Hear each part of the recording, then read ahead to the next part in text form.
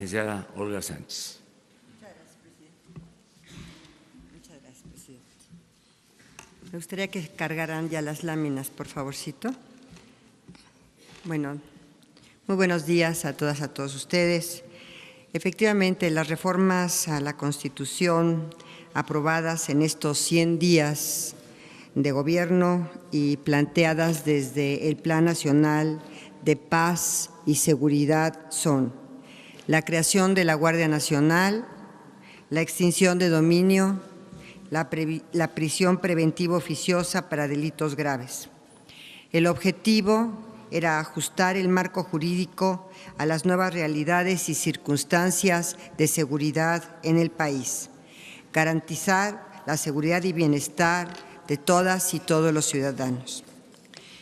En materia de Guardia Nacional, la reforma constitucional modificó los artículos 10, 16, 21, 31, 35, 36, 73, 76, 78 y 89 de la Constitución.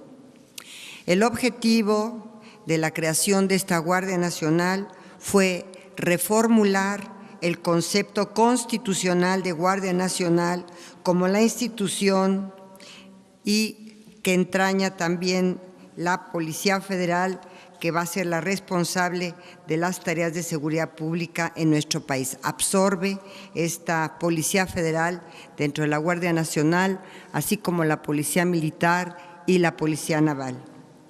El proceso de aprobación de la reforma constitucional en materia de Guardia Nacional, quiero decirles que este ejercicio republicano, y lo comparto, yo no tengo memoria de un ejercicio similar para la aprobación de una reforma constitucional. Esta reforma constitucional fue aprobada por 127 senadores, porque hubo una inasistencia, así que el total de los senadores 128. Por la totalidad de la Cámara de Diputados, que fue 143, uno en contra, ahí sí tenemos, pero inasistencias fueron 36. El total fueron 500 diputados.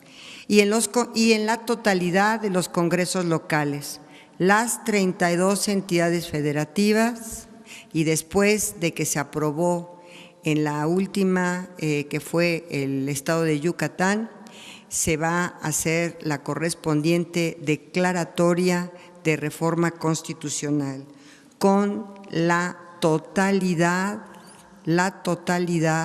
de las entidades federativas. En materia de extinción de dominio, como lo acaba de señalar el señor presidente, se modificaron los artículos 22 y 73 de la Constitución. Esto en virtud de que se amplió el catálogo de delitos sujetos a extinción de dominio y hoy se contemplan como estos delitos hechos de corrupción, encubrimiento, extorsión, robo de vehículos y delitos en materia de hidrocarburos, petrolíferos y petroquímicos, así como delitos cometidos por servidores públicos.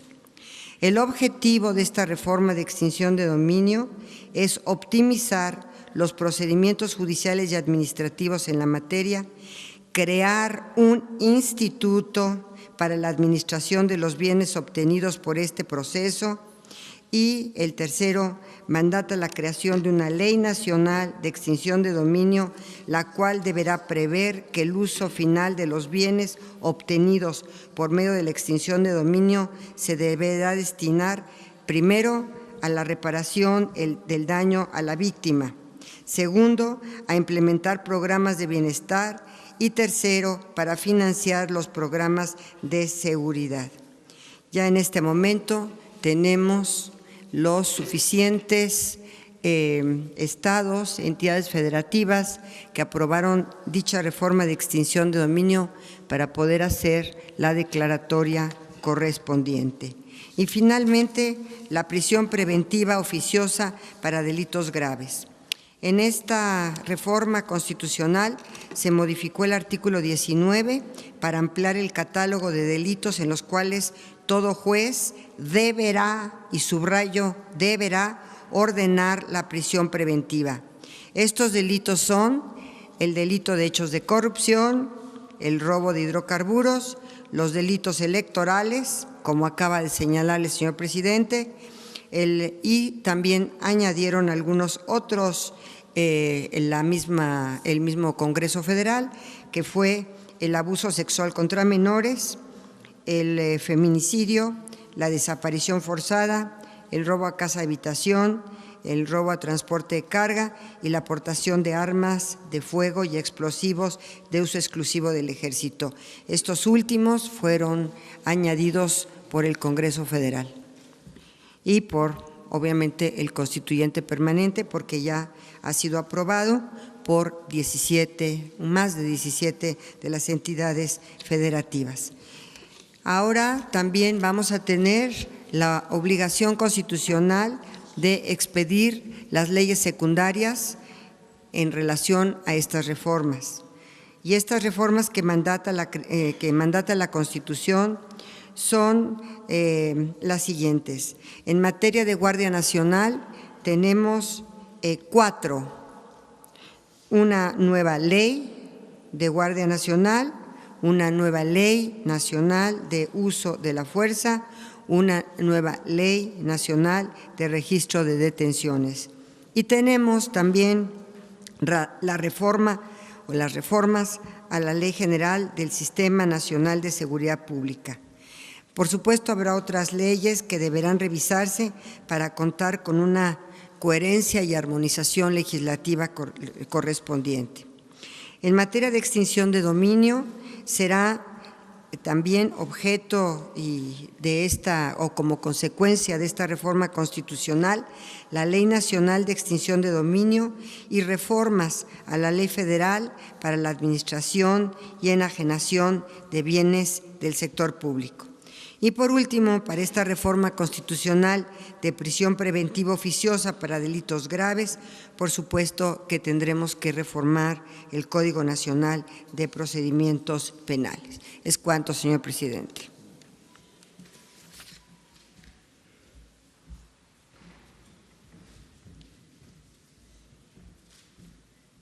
Con su permiso, señor presidente, muy buenos días a todas y a todos. Simplemente para complementar sobre el proceso legislativo que se llevó a cabo en estas 3 importantes reformas a la Constitución que tienen que ver con el Plan de Seguridad y Paz que instruyó el presidente de México.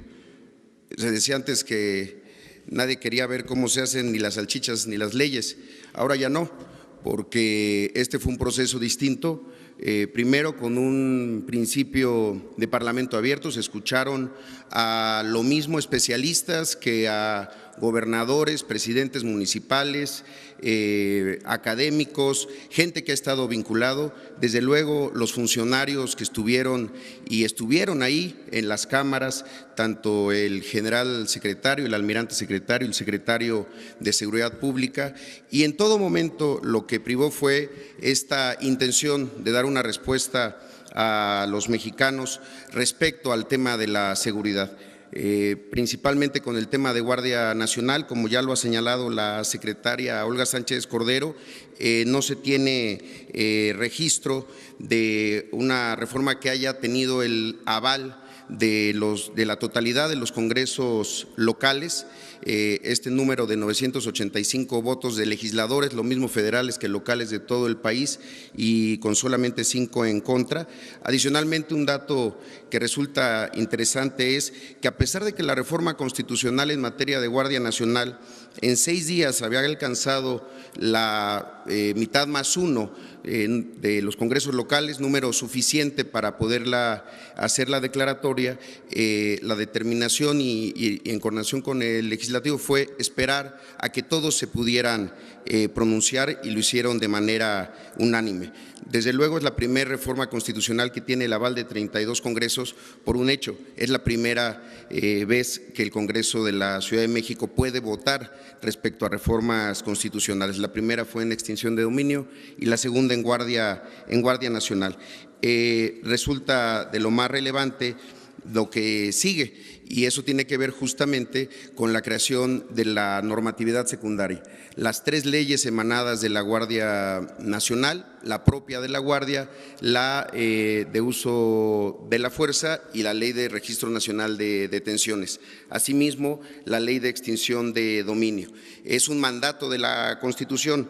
Y ahí hay un dato, hay del año 2000 a la fecha, 17 reformas constitucionales que tuvieron algún mandato de una ley reglamentaria o una ley secundaria que siguen pendientes.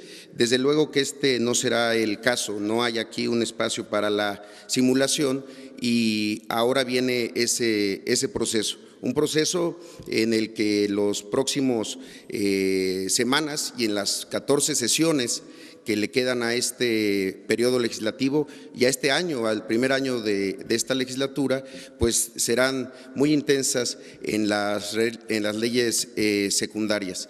No habría que pensar que si se logró en la reforma constitucional este apoyo tan grande, pues lo tiene que, seguramente será de la misma manera en las reformas secundarias, toda vez que han sido planteadas a partir del consenso, del acuerdo que tiene la ruta que ha marcado el presidente para construir la paz y garantizar la seguridad de todos.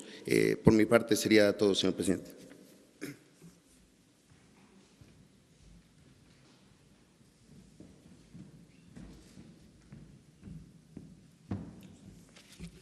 Con su venia, señor presidente. Secretarias, secretarios. Muy buenos días a todas y todos. Se va a presentar ante ustedes un caso que se denunciará ante la Fiscalía de Delitos Electorales y se dará vista al Instituto Nacional Electoral para que, efecto de que en el ejercicio de sus facultades constitucionales y legales puedan determinar lo que conforme a derecho corresponda. El caso está relacionado con propaganda negra, con campañas negras orquestadas en el proceso electoral federal 2017-2018, particularmente con la construcción de la serie del populismo en América, orquestada a partir de 2 personas en particular, Alejandro Jesús Quintero Íñiguez, por un lado, y por otro lado, la empresa de apellido vinculada con el señor Piña.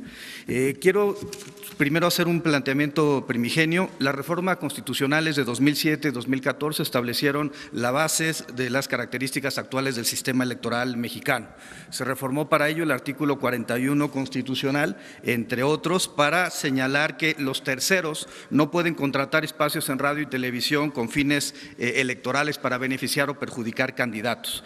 Por otro lado, que el financiamiento público tiene que prevalecer sobre el financiamiento privado como una regla de corte constitucional, y finalmente que las campañas negras están prohibidas en el sistema electoral mexicano, esto a partir incluso de la reforma del año 2007. La reforma de 2014 estableció un procedimiento especial sancionador y una sala regional especializada en el Tribunal Electoral para atender los casos de campañas negras. Sin embargo, más allá de la campaña negra en sí, existen implicaciones en el sistema electoral relacionadas con el financiamiento ilícito a las campañas electorales, que es uno de los delitos electorales consagrados por el artículo 15 de la Ley General en materia de delitos electorales y, por supuesto, relacionados con el financiamiento, la facultad de fiscalización del Instituto Nacional Electoral.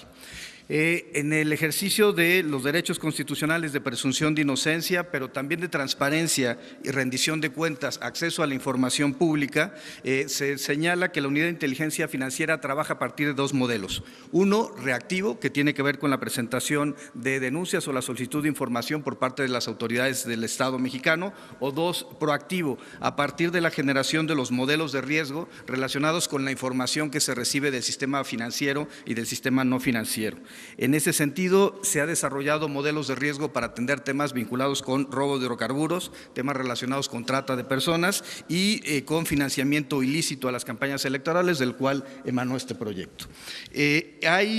No solamente se identificaron las dos personas mencionadas, también fue apoderado legal de la empresa Telepersonal, y entre los indicadores se estableció que este grupo recibió 47.900.000 pesos provenientes de bufet de proyectos de información y análisis. Esta sociedad anónima también fue partícipe en la guerra sucia en contra del hoy presidente Andrés Manuel López Obrador. Adelante. El sistema financiero, estos son datos del sistema financiero, reporta, adelante por favor. El sistema financiero reporta a las empresas antes mencionadas porque su operación está fuera de su perfil transaccional, porque las operaciones efectuadas son de manera estructurada, hacen que no haya permanencia de recursos en sus cuentas, lo cual implica una posible empresa fachada que además ha sido utilizada para desviar recursos de los entes de carácter gubernamental. Adelante, por favor. Se identificó por el lado del bufete de proyectos de información que recibió 186 millones de pesos provenientes de OHL México, además de 2.500 millones provenientes de la coordinación del programa de apoyo a la comunidad del Gobierno del Estado de México sin una aparente justificación. A partir de estos recursos a los que recibió el bufete eran entregados a las empresas que se encargaron de elaborar el proyecto de populismo en América. Estamos investigando si también otros de los elementos relacionados con la campaña negra de 2017 y 2018 también provenieron de estas fuentes ilícitas de financiamiento. Adelante, por favor. Se recibieron 3.600.000 pesos de Quimgo servicios empresariales y 14 millones de servicios administrativos Peñoles. Adelante, por favor. El mapa que ustedes, adelante, por favor. El mapa que se está presentando da cuenta de cuáles son las redes del flujo de recursos. Pensamos que la mejor forma de combatir muchos de los delitos es a partir de seguir la ruta del dinero. La ruta del dinero permite ver desde grupos empresariales, empresas de naturaleza privada, personas físicas que reciben el dinero para concentrarlo en dos personas en particular, que son las encargadas de, a partir de la divina, generar el proyecto de populismo en América. Primer planteamiento. La ley en materia de delitos electorales prohíbe de manera clara que exista financiamiento ilícito en las campañas electorales. Primero, de recursos procedentes de la delincuencia organizada. Segundo, por tener aportaciones mayores a las establecidas en la ley. Pero tercero, cuando existe una prohibición legal para que determinadas personas financien la campaña electoral, atendiendo al principio de que el financiamiento público tiene que prevalecer en México sobre el financiamiento privado. En particular, encontramos que la propia Ley General de Partidos Políticos y la Ley General de Instituciones y Procedimientos Electorales prohíben que empresas particulares den recursos a las campañas electorales haciendo proselitismo en favor o en contra de candidatos. En radio, televisión, y esto además es una violación al artículo 41 de la Constitución. Por tanto, se dará por un lado, vista al Instituto Nacional Electoral para efectos de que en ejercicio de sus facultades de fiscalización determinen lo que conforme a derecho corresponda. Se presentará la denuncia respectiva ante la Fiscalía Especializada de Delitos Electorales por violación al artículo 15, presunta violación al artículo 15 de la Ley General en materia de delitos electorales, y finalmente se presentará también una denuncia por un eventual lavado de dinero en términos de nuestra legislación. Es cuanto, presidente. Bueno, esto es lo que informamos el día de hoy. En este último caso, el propósito es dejar constancia de lo que sucedió en la pasada elección y, sobre todo,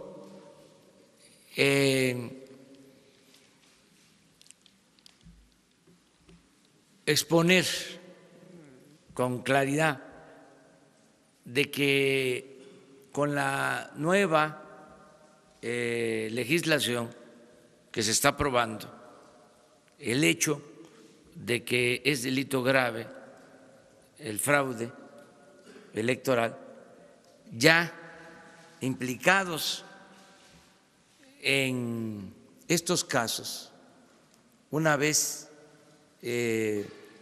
puesta en vigor la reforma constitucional y las leyes, ya los implicados tendrían que ir a la cárcel, cosa que no sucedía ni sucede, porque no se consideraban delitos graves estos hechos, lo relacionado con el fraude electoral. Entonces, más que nada, es decir, se acaba la guerra sucia, el financiamiento ilegal, la compra de votos, se termina el fraude electoral. Esa es la decisión. Es algo que queremos aportar como un logro de la Cuarta Transformación, el que en este sexenio quede establecida de verdad la democracia, el respeto a la voluntad de los ciudadanos. Nunca más un fraude de los que se han padecido históricamente.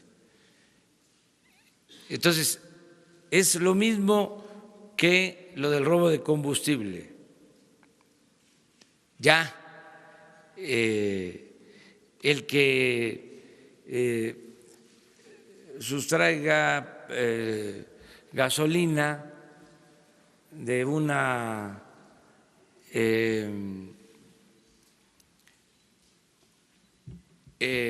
válvula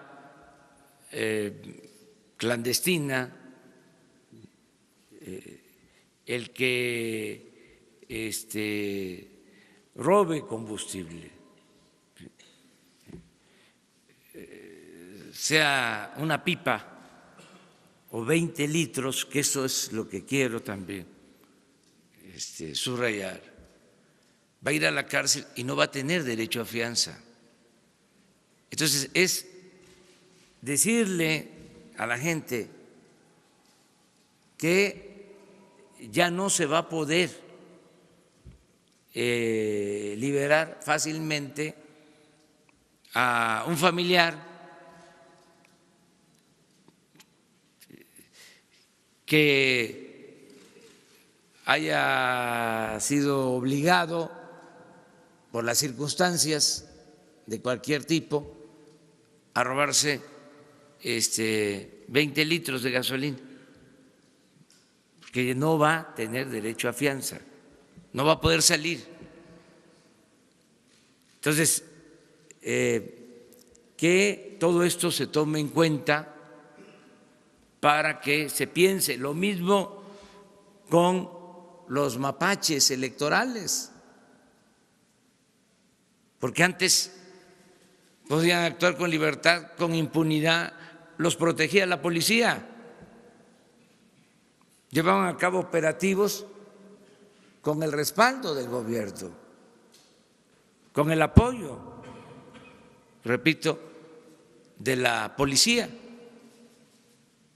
Entonces ya no hay apoyo del gobierno, no hay apoyo de la policía, y no solo eso, se van a la cárcel sin derecho a fianza, porque queremos que haya democracia. Entonces, todo esto es lo que se está haciendo para que las cosas verdaderamente cambien en el país. Agradecerle mucho a los legisladores, agradecerle mucho al Poder Legislativo, diputadas, diputados locales de los congresos de los estados, agradecerle a los diputados federales, a los senadores de la República, porque nos están apoyando, nos están ayudando a tener instrumentos para cumplir mejor con nuestro trabajo. No vamos a tener ningún pretexto, no va a haber excusas.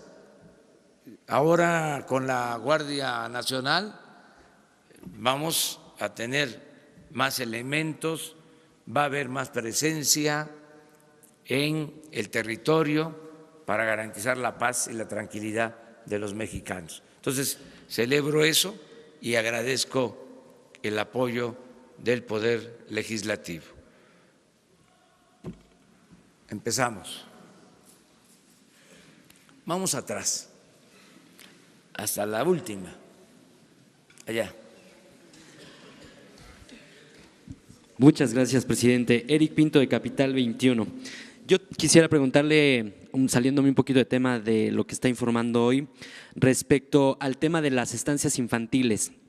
Hoy se da a conocer que al menos 1,700 estancias infantiles de las 9,000 y tantas que operan en el país, pues promovieron amparos y que al menos un juez de distrito, principalmente el primer distrito, Edgar Rentería, con sede en Nuevo León, envió un apercibimiento a la Secretaría de Bienestar y a la Subsecretaría para que en un plazo de 24 horas se restituyan los recursos a las estancias y que también se apliquen las reglas de operación, en dado caso puedan ser retroactivas. Sobre esto, ¿qué información tienen ustedes? Gracias. Ayer hablamos de eso, ya se está cumpliendo con el mandato del juez y se va a respetar todo lo que decidan los jueces, lo que decida el Poder Judicial. Nada más que no es que se restablezca el programa, no es así, es que se informe y que se den a conocer las reglas de operación. Eso es lo que nos están pidiendo y eso es lo que se va a responder de inmediato en los términos legales. No vamos a caer en ningún incumplimiento de la ley.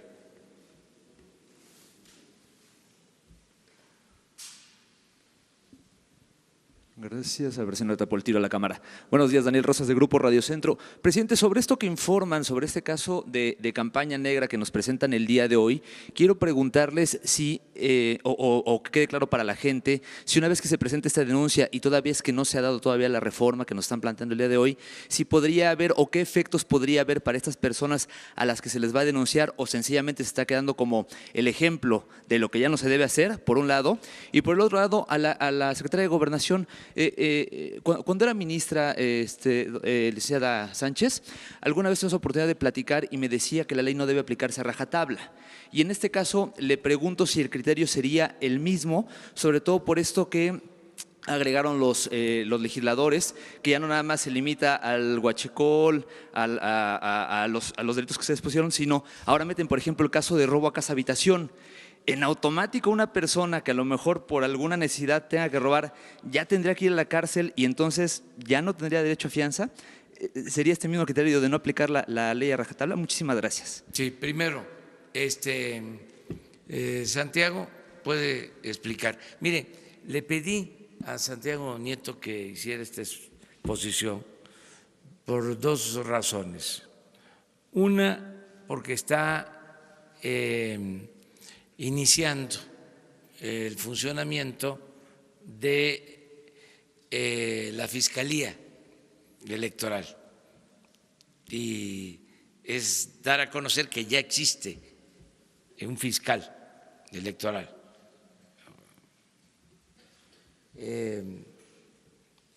Para atender estos delitos, presuntos delitos.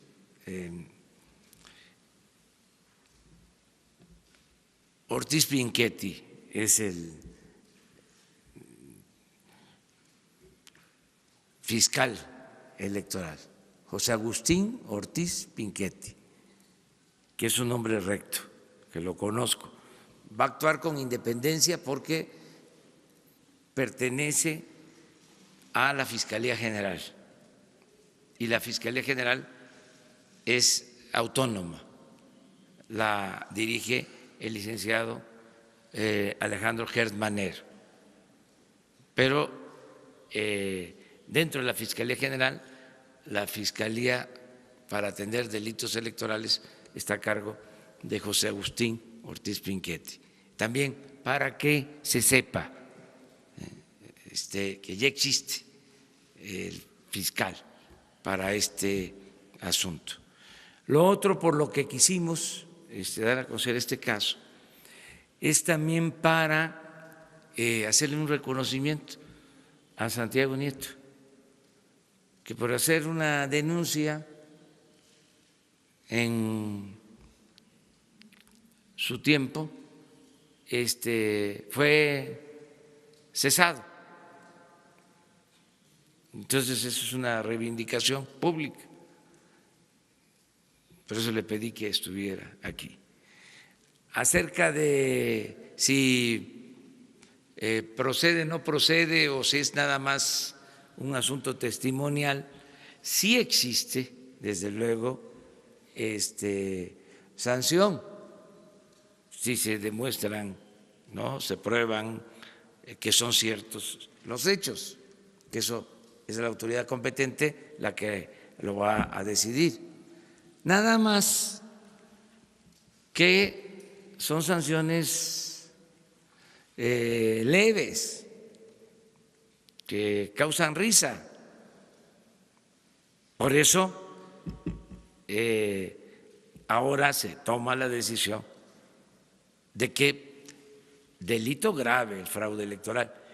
Así estaba en la Constitución de 1857. Se podía juzgar al presidente de la República por traición a la patria y por fraude electoral. Y se modificó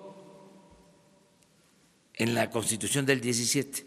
Se dejó nada más traición a la patria. Ya se los dejo de tarea el por qué la actuación de esa manera. Pero se quitó. Ahora, lo que queremos en la reforma al 108 constitucional, que en aquel entonces era el artículo 103, es que el presidente sea juzgado por delito electoral y por corrupción, porque el artículo 108 no contempla que el presidente de la República en funciones pueda ser juzgado por corrupción ni por delitos electorales. Entonces, la reforma que se está proponiendo es, en el caso de corrupción, que no haya impunidad. Entonces, esto es el marco nuevo para la Cuarta Transformación. Entonces, no sé si, Santiago, quieras aclarar sobre qué corresponde ahora con este marco jurídico. Con su venia, presidente. Sí, en este momento la legislación prevé en el artículo 7, fracción 21, una penalidad de 6 meses a 3 años de prisión por hacer contrataciones sin formar parte del padrón de proveedores del Instituto Nacional Electoral. El artículo 15 establece una penalidad más alta, relacionada con 5 a 15 años de prisión. Sin embargo, lo cierto es que con el sistema procesal acusatorio y en virtud de que los delitos no ameritan prisión preventiva oficiosa, cualquier averiguación previa abierta en el sistema tradicional implicaría que no habría libertad bajo fianza, perdón, que habría libertad bajo fianza de manera automática, y por otro lado, en el sistema procesal penal acusatorio, esto implica que no hay prisión preventiva oficiosa y desarrollarían el proceso en libertad. Esto tiene una connotación relevante. Si el asunto se judicializa y se determina la responsabilidad penal, podría terminar en un procedimiento abreviado, aceptando la culpabilidad sin que hubiera prisión, podría terminar con una suspensión condicional del proceso o con un acuerdo reparatorio en términos económicos sin que hubiera prisión a la persona que cometió una conducta delictiva en los ámbitos de la materia electoral. Como ha dicho el presidente de la República, realmente los delitos electorales estaban constituidos para efecto de que no hubiera responsabilidad hacia la clase política que cometía este tipo de irregularidades. Es cuanto, presidente. Gracias, presidente. Muchas gracias. Yo siempre, bueno, no es que yo haya pensado, sino así es, que los juzgadores son creadores de normas también, porque crean la norma cuando realizan una norma particular, cuando realizan un juzgamiento. Entonces, en todos los casos, el juez deberá, obviamente, seguir el debido proceso y la garantía de audiencia. Entonces, es muy importante, ahora en la reforma constitucional se contemplan algunas conductas que antes no tenían prisión preventiva oficiosa, hoy sí las tienen, como es el caso del robo a casa habitación.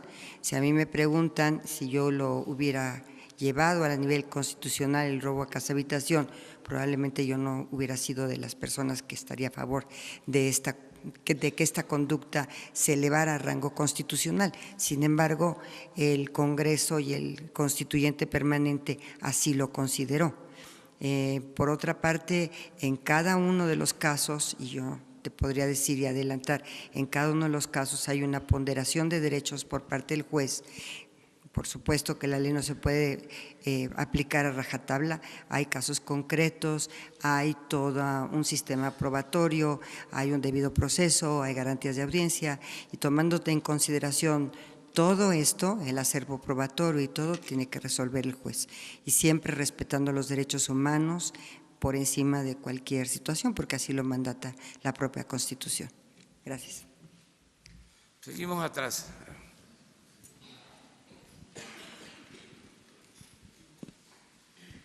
Hola, buenos días, presidente. A ver si no estorbo. Una pregunta. El pasado lunes, en su informe de los 100 días, usted decía que el gobierno, que la presidencia de la República no tenía sindicatos, no pertenecía a algún grupo de poder, y en las últimas horas ha estado manejando información de empresarios de Oaxaca, de empresarios del Estado de México y algunos de Ciudad de México, de presiones del senador Aces Barba para que se vayan a su confederación. Incluso se alista ya un documento que en teoría le van a hacer llegar a Presidencia de la República, donde acusan supuestas presiones de este senador y que según el senador dice que son orquestadas desde el propio Ejecutivo. Me gustaría conocer su opinión y en torno para alguna autoridad de seguridad, que hoy hay varias. Hoy la primera plana del diario El Universal informa que algunas personas de estas personas que fueron privadas ilegalmente de su libertad del jueves pasado en Tamaulipas, algunas son de origen cubano. Queremos saber si esta información es verdadera en torno a lo que ya difundía hoy la primera plana del diario El Universal, y si tienen información en torno a un operativo que se aplicaría en Nuevo León después de los hechos de violencia ocurridos esta mañana. Bueno, no hay preferencia por ningún partido, por ningún sindicato, por ningún grupo de interés creado. Eso lo he dicho y así es en la práctica. No es un doble discurso. Siempre he sido congruente. Lo que digo es lo que llevo a la práctica, son palabras y hechos. Entonces, no existe ningún sindicato preferido. Pueden utilizar mi nombre, pero que se sepa, yo represento a todos los mexicanos. Ese es mi trabajo, esa es mi función. Eso es lo que tiene que hacer el presidente. No actuar como jefe de grupo, como jefe de facción, como jefe de partido o como jefe mucho menos de una pandilla de rufianes. El presidente de la República representa a todos los ciudadanos, de todas las clases sociales. Representa a trabajadores, representa a empresarios, a todos los ciudadanos, de todas las creencias y a los ciudadanos sin creencias religiosas, los que creen y no creen, y representa a toda la diversidad que significa nuestra población. Entonces, no es cierto que yo tenga ningún sindicato preferido y que se esté impulsando una organización sindical. No creo en el corporativismo, creo en que los ciudadanos son libres. Gracias. Y que cada quien decide libremente. Preguntaste sobre… Sobre el tema de la primera plana que hoy difunde el periódico El Universal en torno a que alguna de estas personas que privaron ilegalmente de su libertad del jueves pasado eran de origen cubano. Nada más queremos a ver si ustedes de casualidad tienen ese dato. Se está haciendo la investigación sobre los migrantes, ¿a eso te refieres? Sí, sí, sí. ¿Por qué no, Alfonso? Les informas de cómo han avanzado las investigaciones. Bueno, primeramente precisar que la Procuraduría, la Fiscalía General de Justicia de Tamaulipas solicitó que la Fiscalía General de la República trajera el caso. Esta Fiscalía General no aceptó y fue remitida al ámbito local. Ahí se está llevando a cabo la investigación. Estamos participando muy diversas instituciones en respaldo de esta investigación.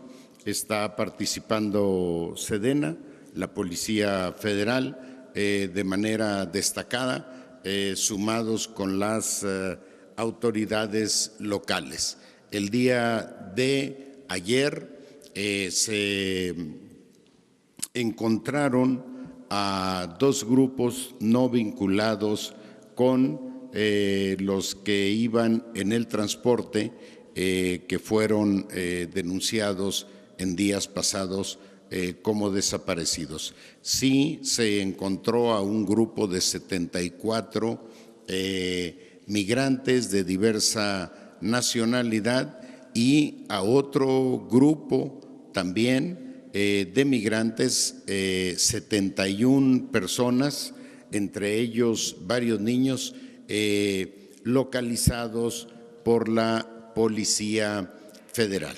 Respecto a la investigación, a la información que hoy proporciona el Universal, la haremos parte de estas investigaciones que estamos llevando a cabo y sobre cuyos resultados estaremos informando a ustedes. Se tiene la lista completa de las personas que iban en el autobús, los nombres de las personas que bajaron y el día de ayer se informaba que en coordinación con los servicios de inteligencia de otros países estamos conociendo o verificando si hay denuncias por desapariciones. Hasta este momento no tenemos absolutamente ninguna información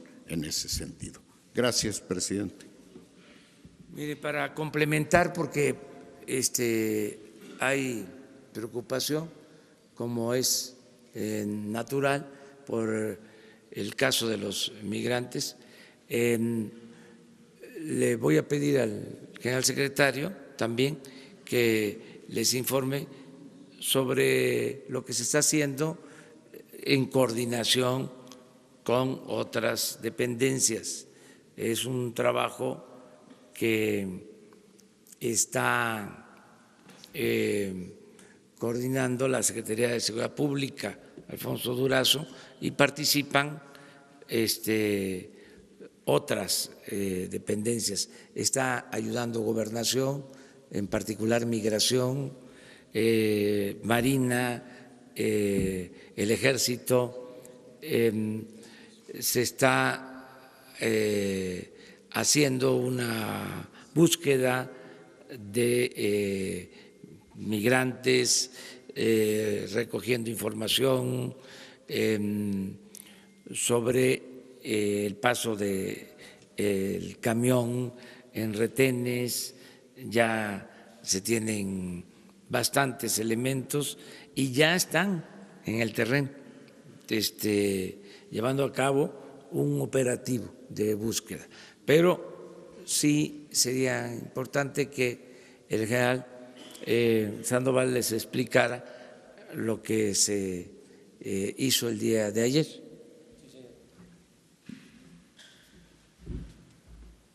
Con su permiso, señor presidente. A ver si tenemos la que sigue, por favor.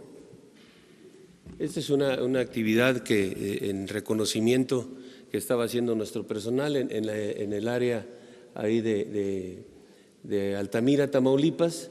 Se recibe una denuncia, se empiezan a hacer patrullajes y se localiza un inmueble en donde se encuentran personas que estaban pidiendo auxilio. Si pasamos a la siguiente fotografía, aquí es lo que se encuentra, son 34 personas liberadas. Ahí ustedes pueden observar en la tabla las nacionalidades: guatemaltecos, hondureños, El Salvador.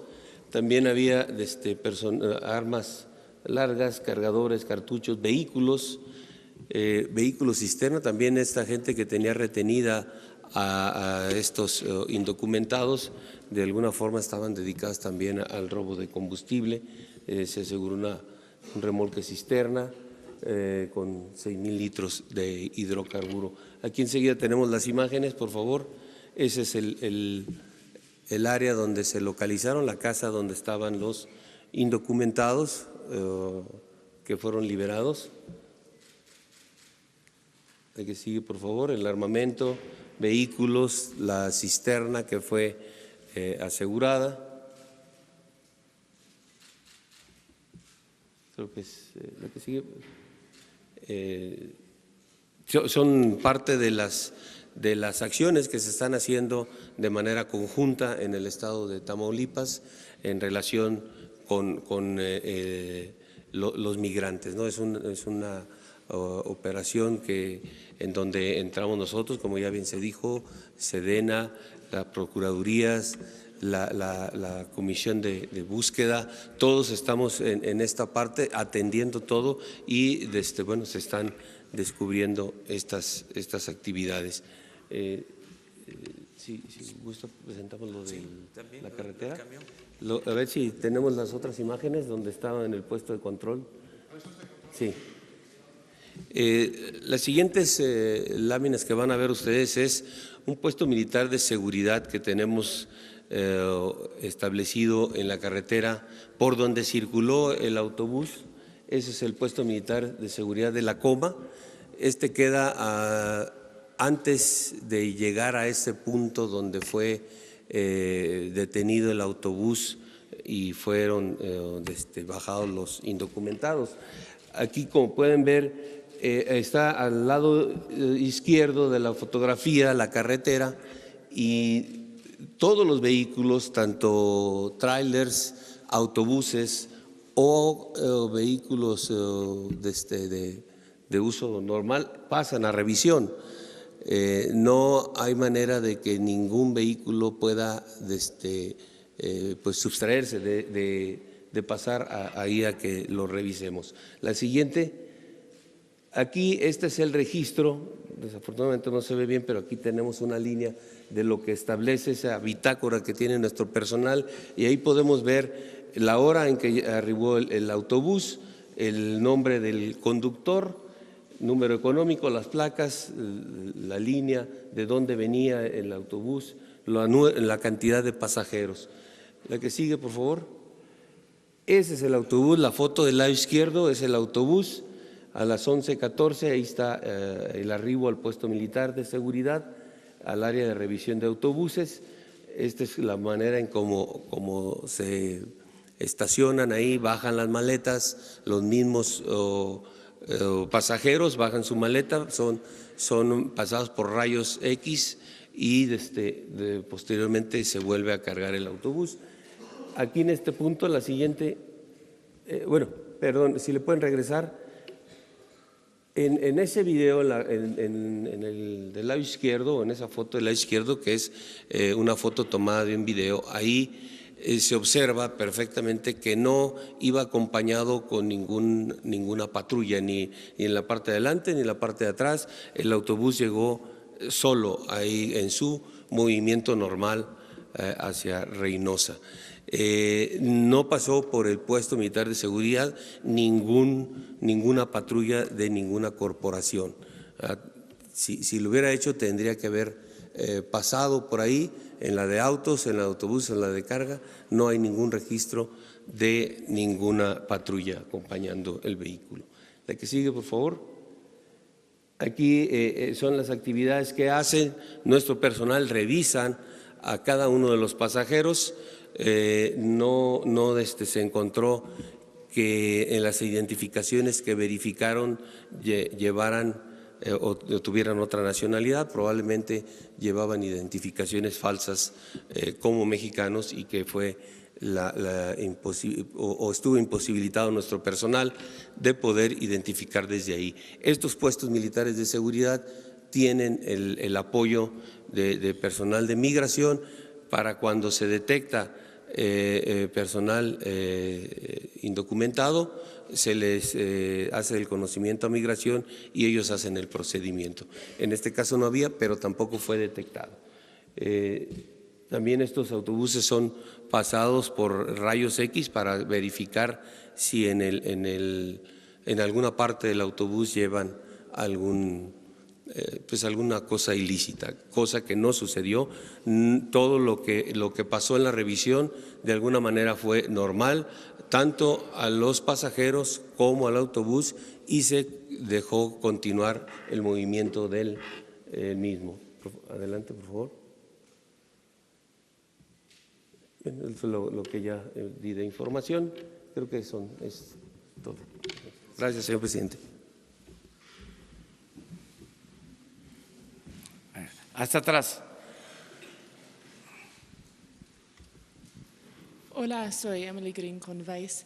Estaba en Reynosa la semana pasada y escuché muchas historias de migrantes que dijeron que fueron extorsionados por agentes de inmigración mexicana y también en Matamoros, y que llegaron al aeropuerto y que justo cuando llegaron estaban tomados en un cuarto y les extorsionados. Y también para llegar al puente, que igual, que extorsionaron hasta $3,000.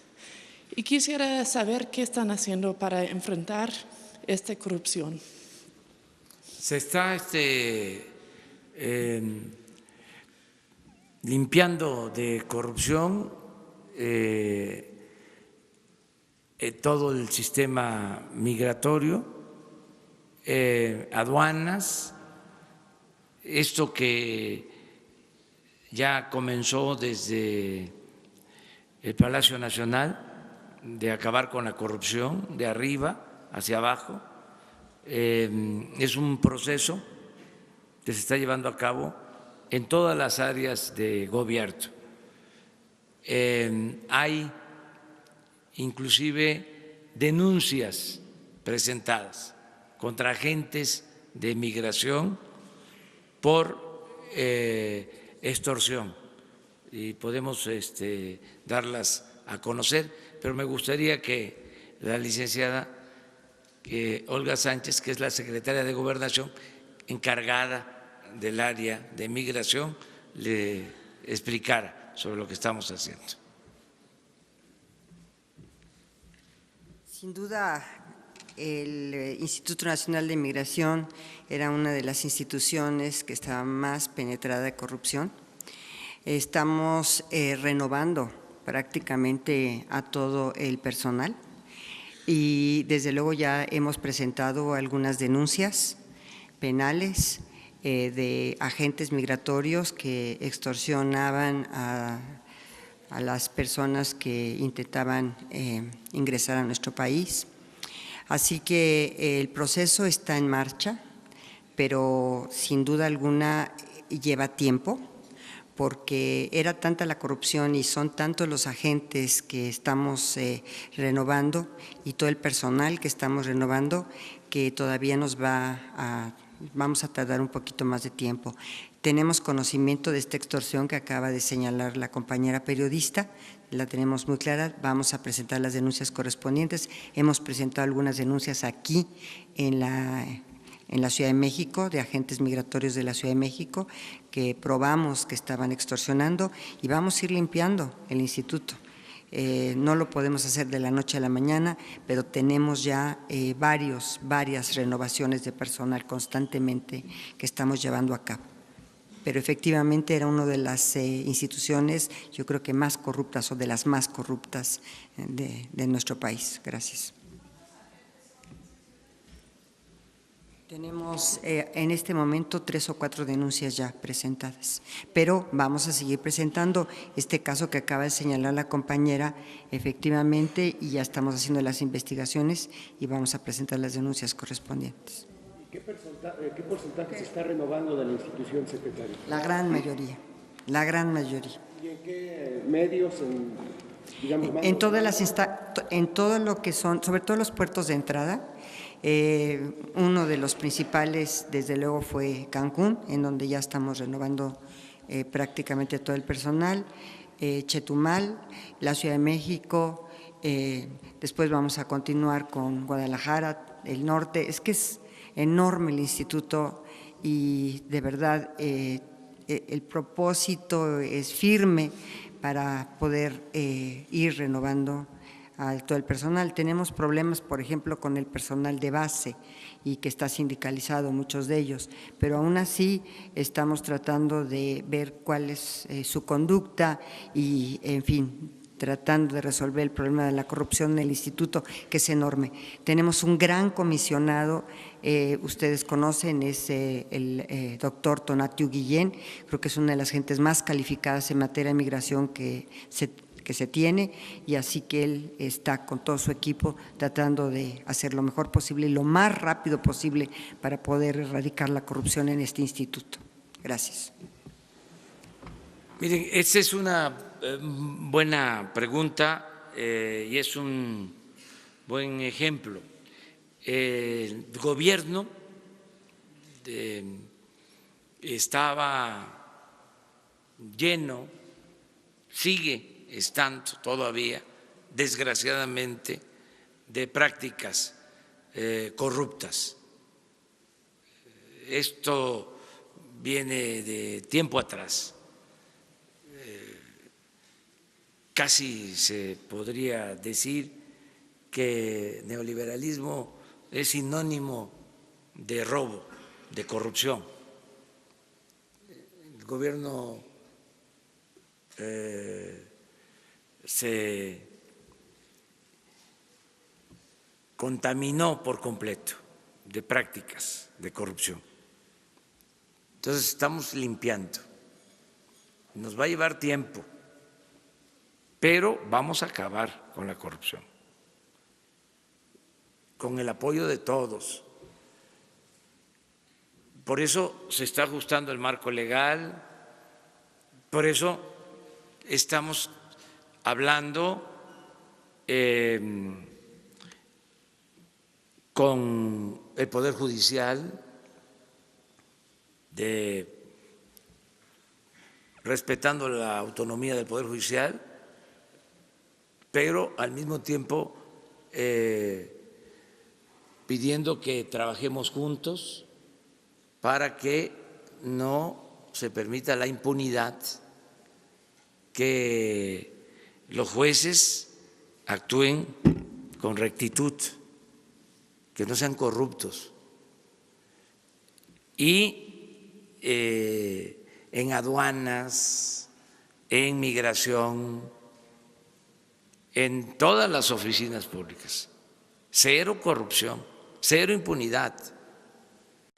Y que no vayan a pensar los que extorsionan, los delincuentes, que va a haber tolerancia, cero tolerancia a la corrupción. No nos vamos a cansar, somos muy perseverantes, somos muy tercos. Ya dijimos, se va a desterrar la corrupción y lo vamos a lograr. Esto que se sepa no es discurso, no es retórica, mucho menos demagogia. Es una convicción, es un principio. Que no estén pensando que va a ser un asunto pasajero. No, es la principal tarea del gobierno de la República, acabar con la corrupción. Entonces, no le hace que nos lleve tiempo, pero vamos a acabar con la corrupción, se va a limpiar de corrupción el gobierno y que nos ayuden todos los ciudadanos, como lo están haciendo, incluso ustedes, con estas denuncias. Ayer se mencionó a unos servidores públicos que están siendo reciclados, ya se está haciendo la investigación y aquí se va a presentar con ustedes. Entonces, decirles a los extorsionadores, a los malandrines que se hacen pasar como servidores públicos, como funcionarios, y son vulgares ladrones, que no va a haber tolerancia, que lo vayan pensando, que puede ser que les dure esa práctica un mes, 2 meses, pero no más tiempo. Van a ser despedidos y ni modo que haya sindicatos de ladrones o para defender a ladrones. No existen. A lo mejor por ahí alguien encabeza esta iniciativa y constituye un sindicato de corruptos, pero hasta ahora no hay, no está permitido. Entonces, ¿qué sindicato va a defender a un corrupto? Ninguno. ¿Qué medio de información va a defender a un corrupto? Ninguno. El gobierno tampoco. Es más, un corrupto va a ser mal visto. Fuchi. Entonces, vamos a ir avanzando en este propósito. Atrás. Dos más. Buenos días, señor presidente. César Huerta, de la revista Polemón. Para preguntarle hoy, el portal de noticias Eje Central da a conocer una operación llamada Berlín que se hizo en su contra al inicio de la campaña presidencial y en la que participaron personajes como Enrique Krause. Nuestro portal también había revelado anteriormente que él fue uno de los intelectuales consentidos en el sexenio de Peña Nieto y se le dieron contratos por más de 50 millones de pesos. ¿También va a actuar como actuó hoy o los va a investigar como lo hizo ahora con los del documental de populismo? Gracias. Ya no, ya amor y paz.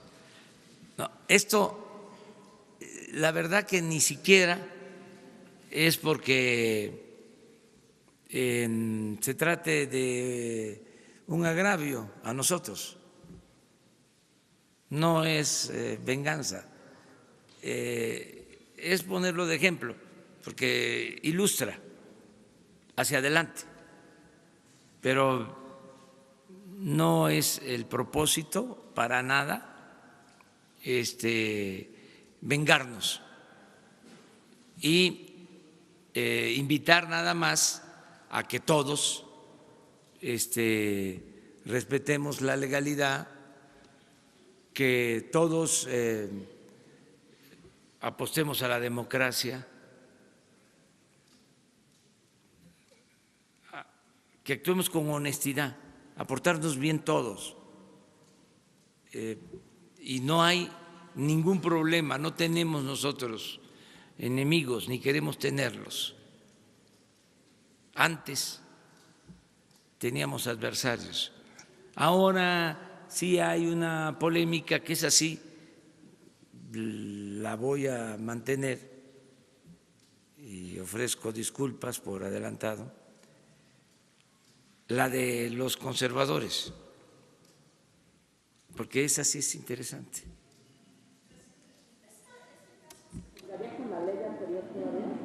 Sí, o sea, tú hablas de… Sí, hay un principio en derecho. Sí, no se puede aplicar de manera retroactiva la ley. Mande, se va a hacer hoy.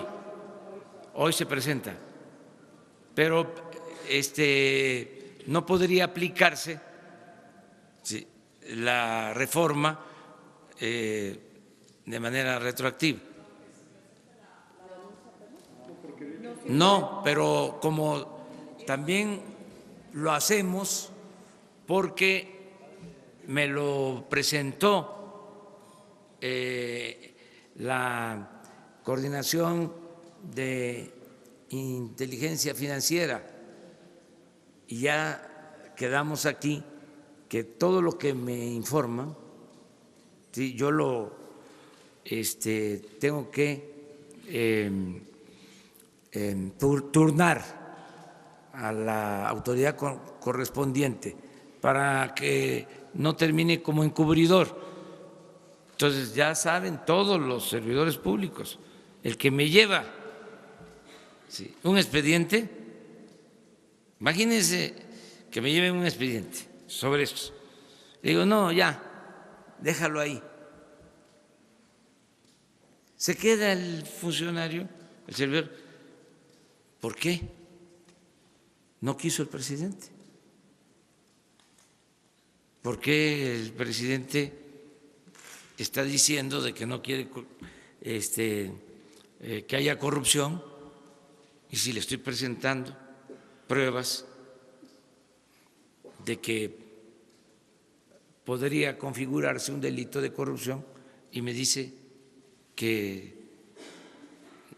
lo archive el expediente. ¿Cómo quedo?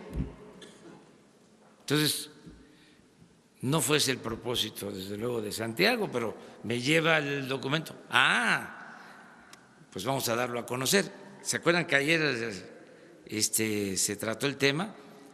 Porque dijimos, vamos a dar a conocer el caso de los videos, ¿cómo se le llama esto? Es documental, ¿sí? Documental, que ya además ya se había denunciado, pero lo interesante es la información sobre las cuentas, sobre el manejo del dinero, ¿sí? El patrocinio, eso es lo interesante, ¿sí?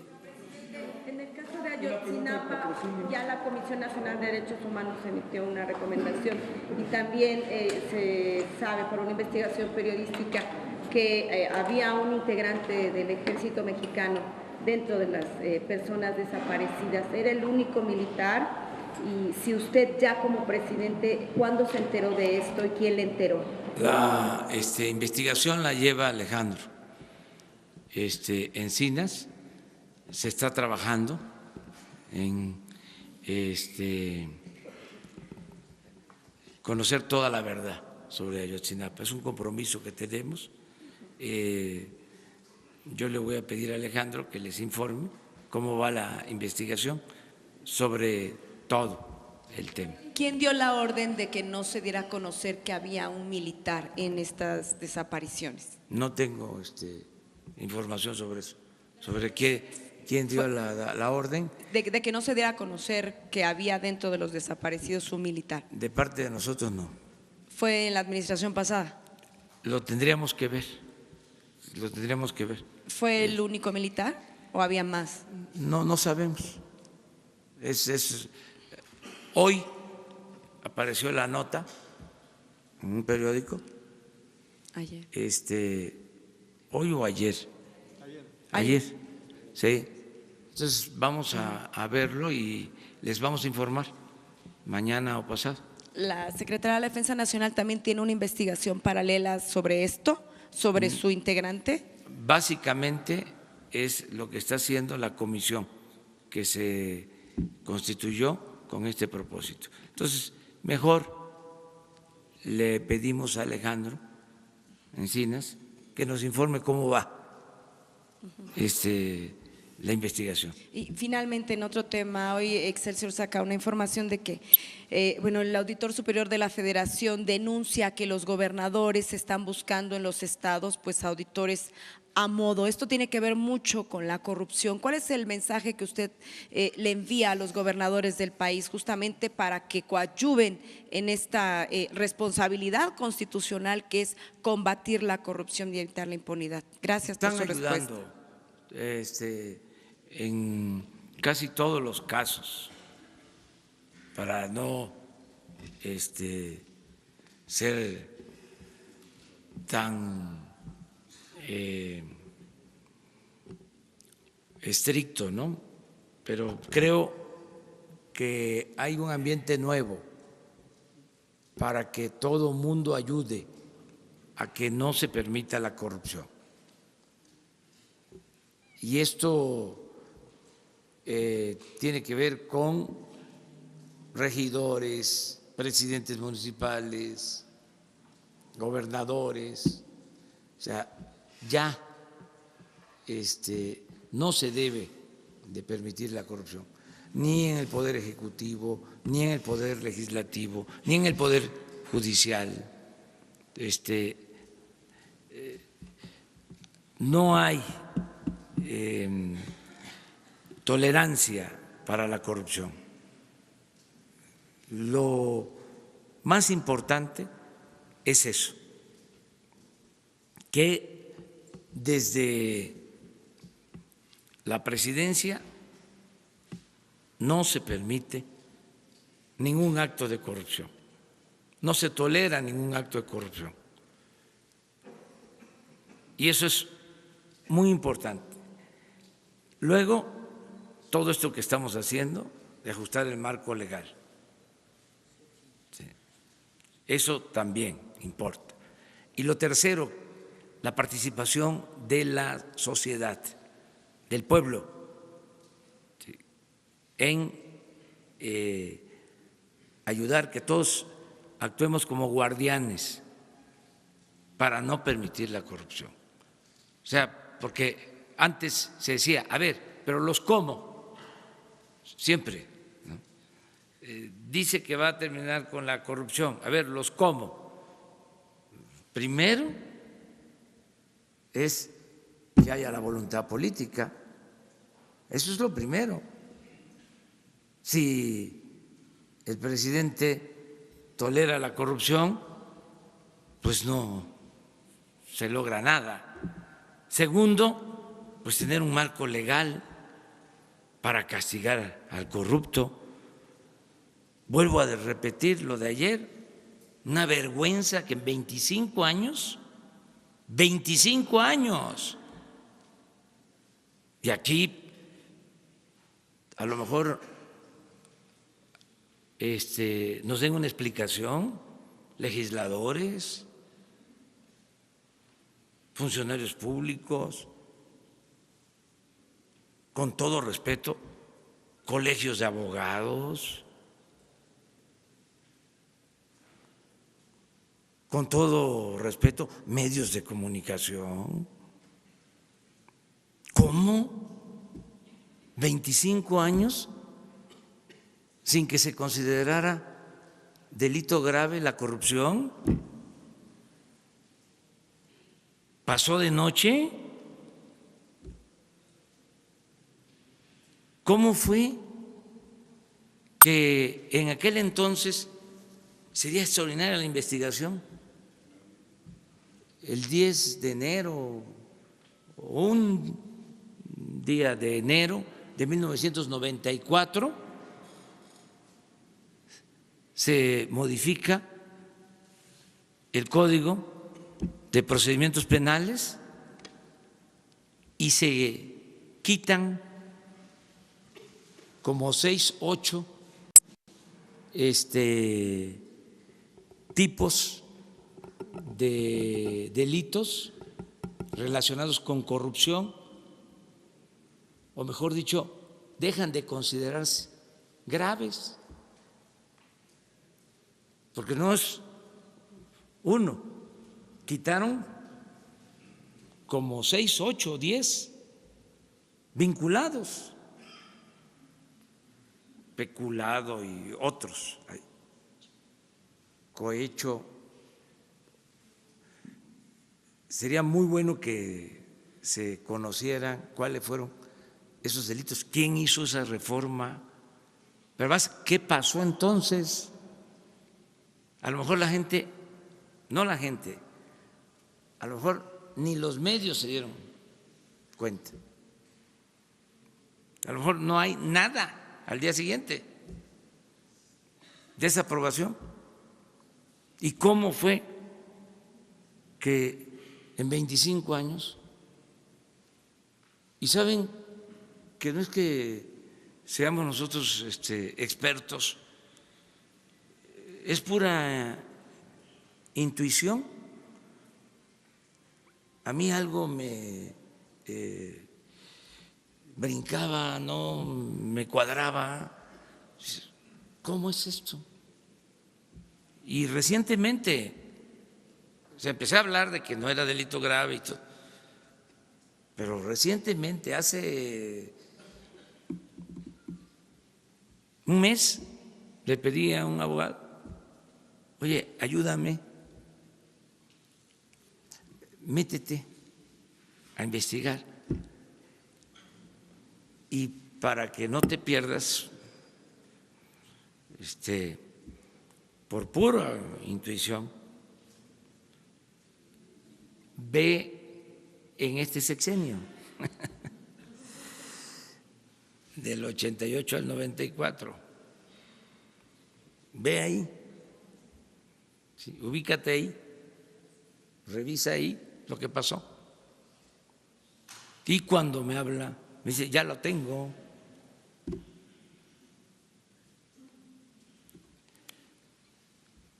antes de mi informe. No crean que fue anterior al informe, no, casi 3 días antes, 4 días antes, me entregó la investigación. Pero, entonces, acabar con la corrupción es eso, voluntad política, marco legal. Imagínense hasta dónde hemos llegado de que no era delito grave y se hablaba de que se combatía la corrupción, se metía a la cárcel a corruptos, claro, de menor nivel. Esto que crearon el Instituto de la Transparencia, el Consejo Anticorrupción, y no plantearon, hubo hasta consultas cuando iban a crear lo de la Fiscalía Anticorrupción. Y no sé, habría que verlo, si alguien de los ponentes, de los que participaron, planteó algo de reformar la Constitución para convertir estos delitos en graves. Habría que ver. Entonces, eso, y que la gente nos ayude, que la gente nos apoye. Entonces, con eso vamos a avanzar mucho en el combate a la corrupción. Nos vemos mañana. Nos vemos mañana.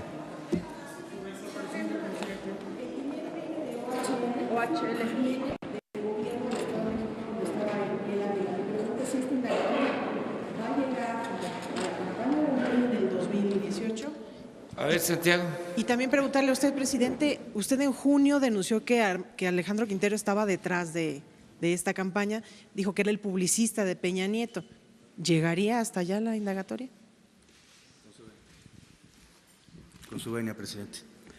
No, la respuesta es, lo que estamos presentando aquí son las empresas que estuvieron financiando a 2 personas en particular, Alejandro Quintero, el primero, que acaba de ser mencionado aquí, el publicista, y segundo, el caso de Piña, como las personas que instrumentaron el modelo para pagar el documental del populismo en América, y por tanto la investigación será contra cualquier persona que esté vinculada con los hechos, evidentemente. Se presentarán las denuncias correspondientes y le corresponderá, en todo caso, a el Instituto Nacional Electoral y a la FEPADE pronunciarse al respecto. En su momento, así lo consideramos, a las autoridades jurisdiccionales.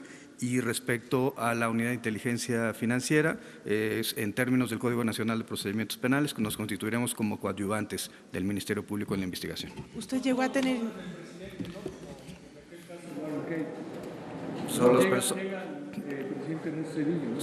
Solo las personas que presuntamente hayan cometido alguna conducta delictiva. ¿Usted ya tenía elementos en la FEPADE? Miren, le voy a pedir a Santiago que le pase a Jesús toda la información, porque hay que no vi aquí o no me fijé, lo de cuentas.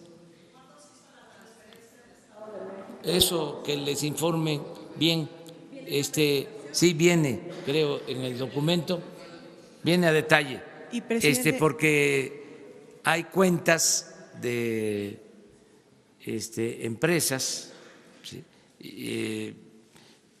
muy claras, pues, de empresas que participaron en esto. Y presidente, yo quisiera de organizaciones también. Si usted aceptaría, en otro tema, si usted aceptaría esta propuesta que está haciendo la oposición en el Congreso para que el tema de la consulta sobre la revocación de mandato no se dé el mismo día de la elección en el 2021, sino hasta diciembre, cuando usted cumpla sus 3 años de gobierno. Habría que verlo, pero ¿por qué 2 gastos? No quieren que esté en la boleta usted el día de la elección. Ya es eso, otro tipo de cosas. Bueno, pues ya vamos a verlo, ¿sí? O sea, ¿no quieren que yo esté? No.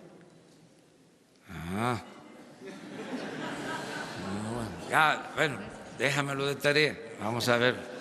Muchas gracias. Nos vemos.